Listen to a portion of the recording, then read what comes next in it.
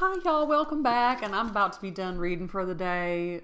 And we're reading Little Women, which is an American novel by Louisa Alcott, who was apparently a transcendentalist, as her parents were, and who stayed single all her life because reading and writing was her calling. And she was an American suffragette and an abolitionist. And this is a beautiful, tender, sweet little book. And Joe just went over to Laurie's house and made a great impression with Laurie and Mr. Lawrence. And they're just so good together, and they seem like they have so much fun together. Now we're on chapter 6. And his house, Laurie's house, they've never been in before. And she finds something that all of her sisters will love in that house. And Beth calls it the Palace Beautiful. And this chapter is called Beth Finds the Palace Beautiful. Chapter 6. The big house did prove a palace beautiful, though it took some time for all to get in, and Beth found it very hard to pass the lions. Old Mr. Lawrence was the biggest one. But after he had called, said something funny or kind to each one of the girls, and talked over the old times with their mother, nobody felt much afraid of him, except timid Beth. Lions is just like obstacles of like enjoying yourself, right? Okay. The other lion was the fact that they were poor and Laurie was rich. For this made them shy of accepting favors which they could not return.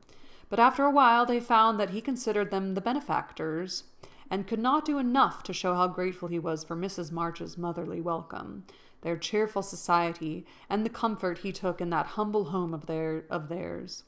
Soon they forgot their pride and interchanged kindness without stopping to think which was the greater.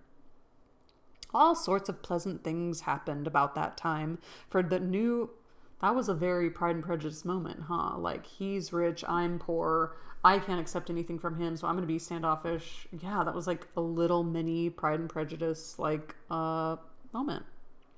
Wow. All sorts of pleasant things happened about that time, for the new friendship flourished like grass in spring. Everyone liked Laurie, and he privately informed his tutor that the Marches were regularly splendid girls. With the delightful enthusiasm of youth, they took the solitary boy into their midst and made much of him, and he found something very charming in the innocent companionship of these simple-hearted girls. Never having known mother or sisters, he was quick to feel the influences they brought about him, and their busy, lively ways made him ashamed of the indolent life he led. He was tired of books, and found people so interesting now that Mr. Brooke was obliged to make very unsatisfactory reports, for Laurie was always playing truant, and running over to the Marches. "Never mind, let him take a holiday and make it up afterward," said the old gentleman. "The good lady next door says he's studying too hard and needs young society, amusement, and exercise. I suspect she's right, and that I've been coddling the fellow as if I'd been his grandmother. Let him do what he likes, as long as he is happy. He can't get into mischief in that little nunnery over there, and Mrs. March is doing more for him than we can." People need moms. Moms are very important. What good times they had, to be sure. Such plays and tableaux, such sleigh rides and skating frolics, such pleasant evenings in the old parlor, and now and then such gay little parties at the great house. Meg could walk in the conservatory whenever she liked and revel in the bouquets. Joe browsed over the new library voraciously and convulsed the old gentleman with her criticisms. Amy copied pictures and enjoyed beauty to her heart's content, and Laurie played Lord of the Manor in the most delightful style. But Beth, though yearning for the grand piano, could not pluck up the courage to go to the mansion of bliss, as Meg called it. She went once with Joe, but the old gentleman, not being aware of her infirmity, stared at her so hard from under his heavy eyebrows, and said, "Hey!" so loud that he frightened her so much her feet chattered on the floor. She told her mother, and she ran away, declaring she would never go there any more, not even for the dear piano. No persuasions or enticements could overcome her fear, till the fact coming to Mr. Lawrence's ear in a mysterious way, he set about mending matters. During one of the brief calls he made, he artfully led the conversation to music, and talked away about the great singers whom he had seen, fine organs he had heard, and told such charming anecdotes that Beth found it impossible to stay in her distant corner, but kept nearer and nearer as if fascinated. At the back of his chair she stopped, and stood listening with her great eyes wide open, and her cheeks red with the excitement of its unusual performance.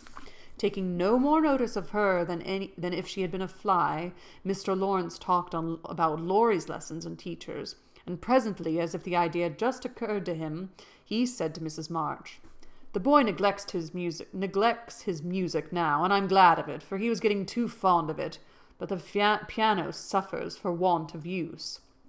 Wouldn't some of your girls like to run over and practice on it now and then? Just keep it in tune, you know, ma'am." Beth took a step forward and pressed her hands tightly together to keep from clapping them, for this was an irresistible temptation, and the thought of practicing on that splendid instrument quite took her breath away. Before Mrs. March could reply, Mr. Lawrence went on with an odd little nod and smile. "They needn't see or speak to anyone, but run in at any time, for I'm shut up in my study at the other end of the house. Laurie is out a great deal, and the servants are never near the drawing-room after 9 o'clock. Here he rose, as if going, and Beth made up her mind to speak, for the last arrangement left nothing to be desired. "Please tell the young ladies what I say, and if they don't care to come, why, never mind."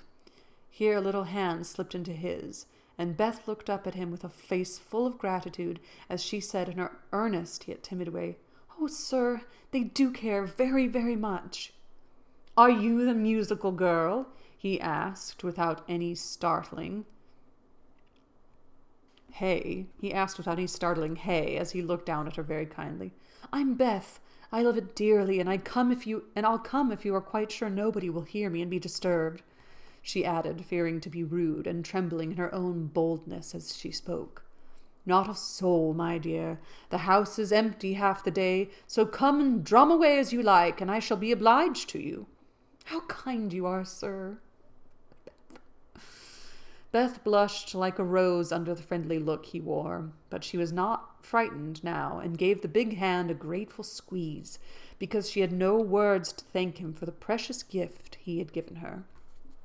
The old gentleman softly stroked the hair of her forehead, and stooping down he kissed her, saying in a tone few people ever heard, "I had a little girl once with eyes like these. God bless you, my dear. Good day, madam," and he went away in a great hurry. Beth had a rapture with her mother, and then rushed up to impart the glorious news to her family of invalids, as the girls were not at home. How blithely she sung that evening, and how they all laughed at her because she woke Amy in the night by playing the piano on her face in her sleep. Next day, having seen both the old and young gentlemen of the house, Beth, after 2 or 3 retreats, fairly got in at the side door, and made her way as noiselessly as any mouse to the drawing-room where her idol stood. Quite by accident, of course, some pretty easy music lay on the piano, and with trembling fingers and frequent stops to listen and look about, Beth at last touched the great instrument, and straightway forgot her fear, herself, and everything else but the unspeakable delight which the music gave her, for it was like the voice of a beloved friend. She stayed till Hannah came to get her home to dinner, but she had no appetite, and could only sit and smile upon everyone in a general state of beatitude. After that, a little brown hood slipped through the hedge nearly every day, and the great drawing-room was haunted by a tuneful spirit that came and went unseen. She never knew that Mr. Lawrence opened his study door to hear the old-fashioned airs he liked. She never saw Laurie mount guard in the hall to warn the servants away. She never suspected that the exercise books and new songs which she found in the rack were put there for her especial benefit. And when he talked to her about music at home, she only thought how kind he was to tell things that helped her so much. So she enjoyed herself heartily, and found, what isn't always the case, that her granted wish was all she had hoped. Perhaps it was because she was so grateful for this blessing that a greater was given her. At any rate, she deserved both. Mother, I'm going to work with Mr. Lawrence a pair of slippers. He is so kind to me, I must thank him, and I don't know any other way. Can I do it? Asked Beth a few weeks after that eventful call of his. Yes, dear, it would please him very much, and be a nice way of thanking him. The girls will help you about them, and I will pay for them making up, replied Mrs. March, who took peculiar pleasure in granting Beth's requests because she so seldom asked for anything herself. After many serious discussions with Meg and Joe, the pattern was chosen, the materials bought, and the slippers begun. A cluster of grave yet cheerful pansies on a deeper purple ground was pronounced very appropriate and pretty, and Beth worked away early and late with occasional lifts over hard parts. She was a nimble little needlewoman, and they were finished before anyone got tired of them. Then she wrote a very short, simple note, and with Laurie's help, got them smuggled on the study table one morning before the old gentleman was up. When this excitement was over, Beth waited to see what would happen. All that day passed, and a part of the next before any acknowledgment arrived, and she was beginning to fear she had offended her crotchety friend. On the afternoon of the second day, she went out to do an errand and give poor Joanna, the invalid doll, her daily exercise. As she came up the street on her return, she saw 4 heads popping in and out of the parlor windows, and the moment they saw her, several hands were waved, and several joyful voices screamed, "Here's a letter from the old gentleman. Come quick and read it." "Oh, Beth, he sent you," began Amy, gesticulating with unseemly energy, but she got no further, for Joe quenched her by slamming down the window. Beth hurried on in a twitter of suspense. At the door, her sister seized and bore her to the parlor in a triumphal procession, all pointing and all saying at once, "Look here, look here!" Beth did look, and turned pale with delight and surprise, for there stood a little cabinet piano with a letter lying on the glossy lid, directed like a signboard, to Miss Elizabeth March. "For me?" gasped Beth, holding on to Joe, and feeling as if she should tumble down. It was such an overwhelming thing altogether. "Yes, all for you, my precious. Isn't it splendid of him?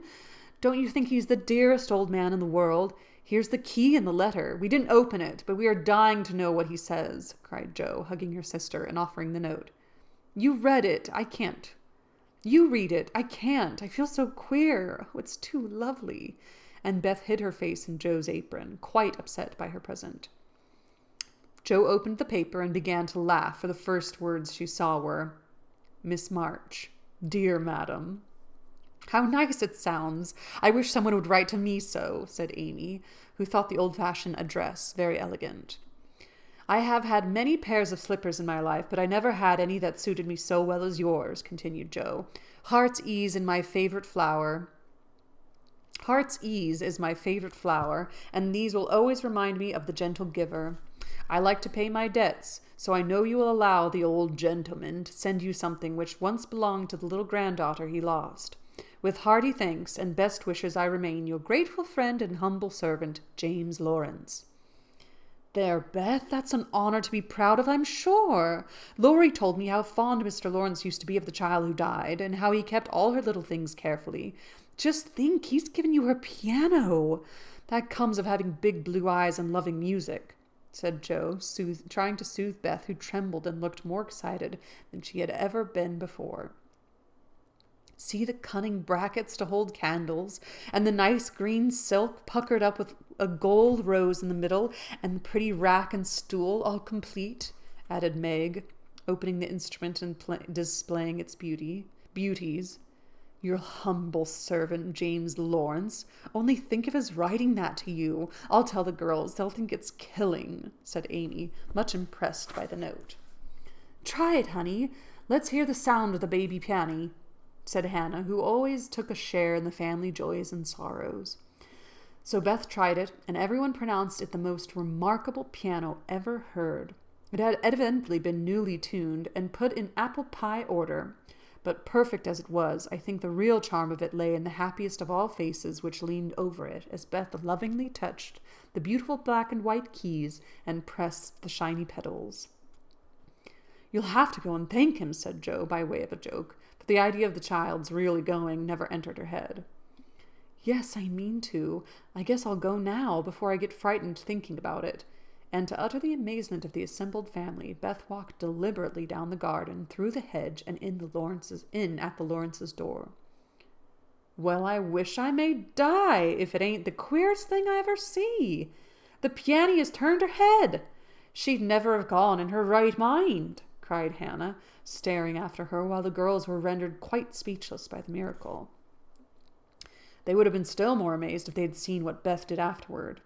If you will believe me, she went and knocked at the study door before she gave herself time to think, and when a gruff voice called out, "Come in," she did go in, right up to Mr. Lawrence, who looked quite taken aback, and held out her hand, saying, with only a small quaver in her voice, "I came to thank you, sir, for—" But she didn't finish, for he looked so friendly that she forgot her speech, and only remembering that he had lost the little girl he loved, she put both arms around his neck and kissed him.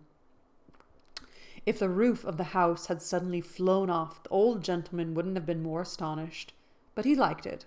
Oh dear, yes. He liked it amazingly, and was so touched and pleased by that confiding little kiss that all his crustiness vanished, and he just set her on his knee and laid his wrinkled cheek against her rosy one, feeling as if he had got his own little granddaughter back again.